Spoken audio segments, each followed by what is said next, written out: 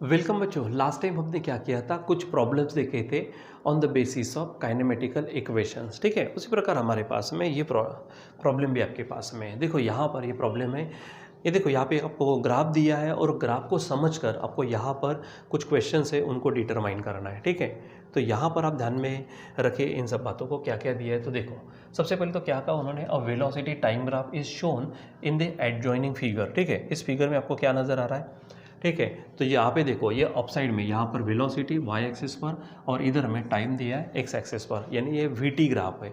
याद करो VT graph जब था हमारे पास तो मैंने आपको वीटी ग्राफ के लिए क्या बोला था, जब वीटी ग्राफ का आप स्लोप निकालेंगे तो आपको एक्सेलरेशन मिलेगा। ठीक है, और जब आप एरिया अंडर द कर्व लेंगे तो आपको डिस्टेंस या फिर डिस्प्लेसमेंट मिलेगा। ठीक है, तो डिस्टेंस या फिर डिस्प्लेसमेंट निकालना हो तो एरिया, ठीक है, और एक्सर्शन निकालना हो तो स्लोप। ये बातें आपको ध्यान में रखनी, ये हमने ऑलरेडी डिस्कस किया हुआ था। चलो अभी यहाँ पर देखते हैं उन्होंने क्या कहा। ठीक है, डिटरमाइन, ठीक है, from this figure determine initial speed of the car की इनिशियल स्पीड आपको देखनी है। ठीक है, अब इनिशियल स्पीड यानी क्या होगा, स्टार्टिंग से। ठीक है, सो देखो वो कहाँ से शुरू हो रहा है, तो यहाँ पर देखो ये जो पार्ट है हमारे पास में, जो बॉडी है या फिर जो कार है वो यहाँ से शुरू हो रही है, यानी उसका मतलब इनिशियल स्पीड क्या होंगी उसकी, ज़ीरो होंगी। ठीक है, यानी अगर हम यहाँ पर बात करते एक एक यहाँ पर मैं थोड़ा सा मार्जिन ले लूँ, थोड़ा सा पढ़ने के लिए आसानी होगी।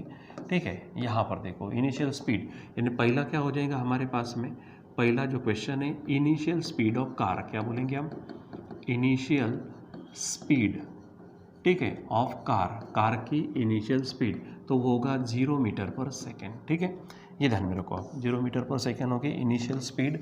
ठीक है, सो इसको थोड़ा मैं इधर सरका दूँ, थोड़ा लिखने के लिए भी आसानी हो जाए। ठीक है, सो देखो यहाँ पर हमारे पास है इनिशियल स्पीड की बात करते ही है। अब आगे देखो दूसरा क्या पूछा यहाँ पर उन्होंने, maximum speed obtain bye the car. ठीक है, तो मैक्सिमम स्पीड देखो, तो यहाँ से देखो ये बढ़ते बढ़ते एक्सलेशन हुआ, बढ़ते बढ़ते यहाँ पे जो हमारे पास में जो है, ठीक है, सो ए टू बी जो गया तो वहाँ पर अगर आप चेक करते हो तो ये मैक्सिमम स्पीड आपको कितनी नज़र आ रही है, 20 नज़र आ रही है। ठीक है, तो यहाँ पर आप क्या कहेंगे, मैक्सिमम स्पीड। ठीक है, यहाँ पर कहेंगे आप maximum speed of the car, maximum speed of car, तो यहाँ पर डायरेक्ट लिखो आप ग्राफ से 20 मीटर पर सेकेंड हो जाएगी। चलो आगे क्या कहा, तीसरा part of the graph showing zero acceleration. बच्चों देखो जब एक्सेलरेशन की बात करते हैं ना, तो एक्सेलरेशन क्या होता है, अगर मैं डायरेक्ट बात करूँ तो dv/dt होता, तो शोविंग क्या कहा, जीरो एक्सेलरेशन। ये जो एक्सेलरेशन है जीरो कब होगा, जब हमारी वेलोसिटी क्या होगी, कांस्टेंट होगी, यानी जब स्पीड एक समान होंगे। तो स्पीड एक समान कब होंगी बच्चों, देखो यहाँ पे 20 पे ए टू बी कैसे गई, स्पीड एक समान है, यहाँ पर भी 20, यहाँ पर भी 20, हर जगह पे 20, यानी ए से बी तक इस पार्ट के लिए अगर हम बात करते हैं तो वहाँ हमको क्या मिलती है, जो स्पीड है एक समान है, और स्पीड एक समान होने के कारण एक्सेलरेशन क्या हो जाएगा, जीरो। तो उसने वही कहा part of the graph showing zero acceleration, यानी यहाँ पर हम लिखेंगे, ठीक है, थर्ड में यहाँ लिखेंगे हमारे पास क्या होगा, ठीक है, part of graph, part of the graph showing, क्या शो कर रहा है वो, showing zero acceleration, zero acceleration. ठीक है, इट इज़ इक्वल टू कौन सा है, पार्ट बी सी, क्या बोलेंगे हम यहाँ पर, पार्ट बी सी नहीं, एक्चुअली बी सी नहीं होगा, ये पार्ट ए बी होगा। ठीक है, तो पार्ट ए बी हमारा क्या है, वो पार्ट है ग्राफ का जहाँ पर एक्सेलरेशन जीरो है। ठीक है, अब आगे क्या कहा वहाँ पर देखो, ठीक है, फोर्थ में part of the graph showing constant retardation. ठीक है, अब याद करो जब मैंने आपको वीटी ग्राफ बताया था तो रिटार्डेशन के लिए क्या था, ग्राफ ऐसा था। ठीक है, और अगर कांस्टेंट एक्सेलरेशन की अगर बात करते हैं तो वो इस तरह से ग्राफ था।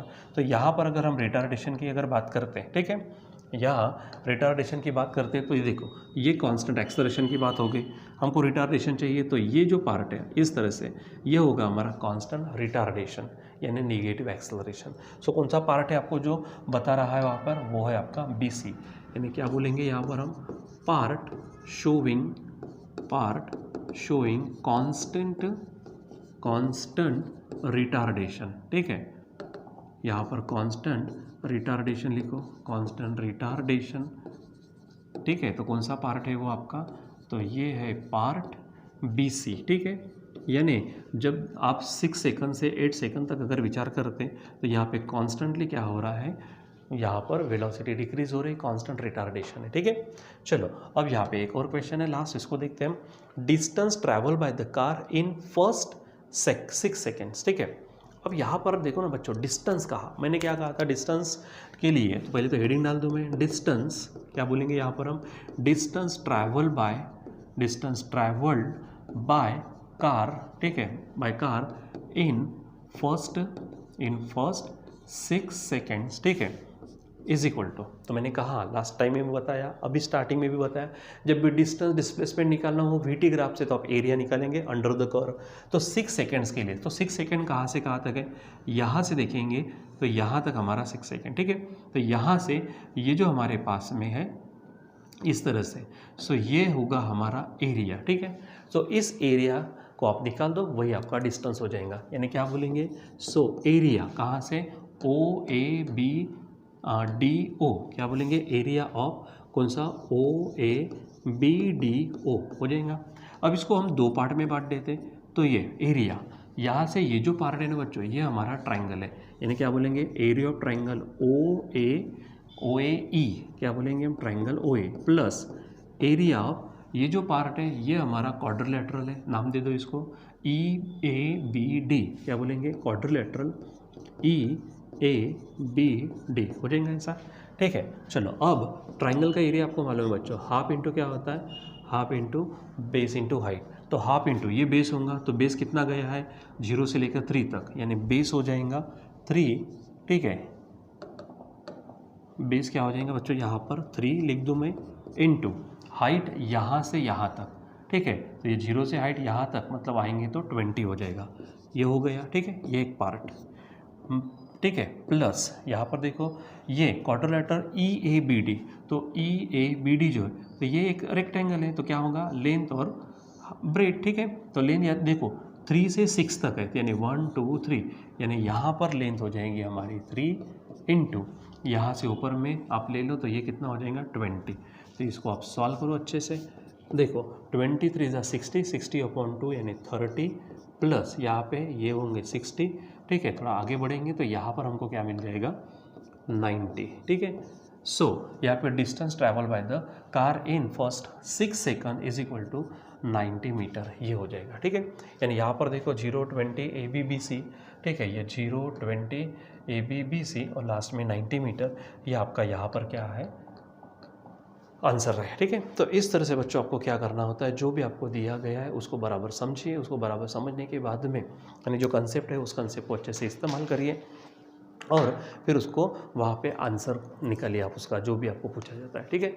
सो बच्चों यहाँ पे अभी तो थोड़ा रुक जाते, जैसे कि आपको मालूम है 1-2 दिन पहले आपका रिजल्ट लगा है, ठीक है, आपका यहाँ क्या हुआ है, रिजल्ट लगा है, ठीक है, और आपको आई होप कि आपको बहुत ही जो कुछ सेटिस्फैक्टरी आपके जो स्कोर होंगे वो आपको मिला और पॉसिबली उससे भी ज़्यादा मिला होगा, ठीक है।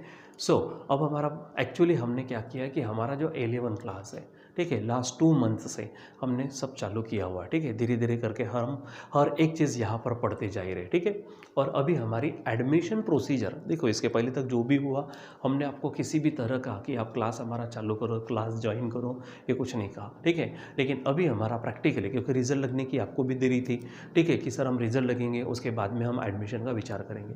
सो अभी आपका रिजल्ट लग चुका है, आपके हाथ में स्कोर कार्ड है आपके पास में, अब पॉसिबली आपके कॉलेज के एडमिशन्स हो, ठीक है, और इधर में आप एडमिशन करना चालू करेंगे क्लासेस में, ठीक है। सो हमारे यहाँ पर एडमिशन प्रोसीजर शुरू हो चुके हैं, ठीक है।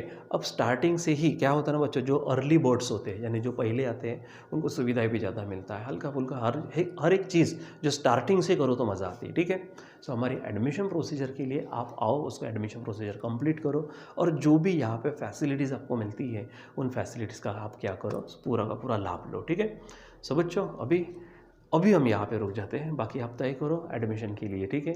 जितना देर करेंगे उतना आपको ज़्यादा वर्क करना पड़ेगा, क्योंकि जो भी चीज़ें आपकी छूटते जाती है आपको डबल करनी तो पड़ेंगी, ठीक है। तो उससे अच्छा कि आज हमारे पास समय है अच्छे से, तो आज इसको आप क्या कर लो, अच्छे से उस समय को, उस टाइम को यूटिलाइज़ करो, ताकि हमको ज़्यादा रिपीटेडली काम ना करना पड़े और नई नई चीज़ों को सीखने के लिए हमारे पास टाइम अच्छे से रहे, ठीक है। तो बच्चों अभी आज के लिए बस इतना ही, बाकी हम कंटिन्यू करेंगे बाद में। Till then bye.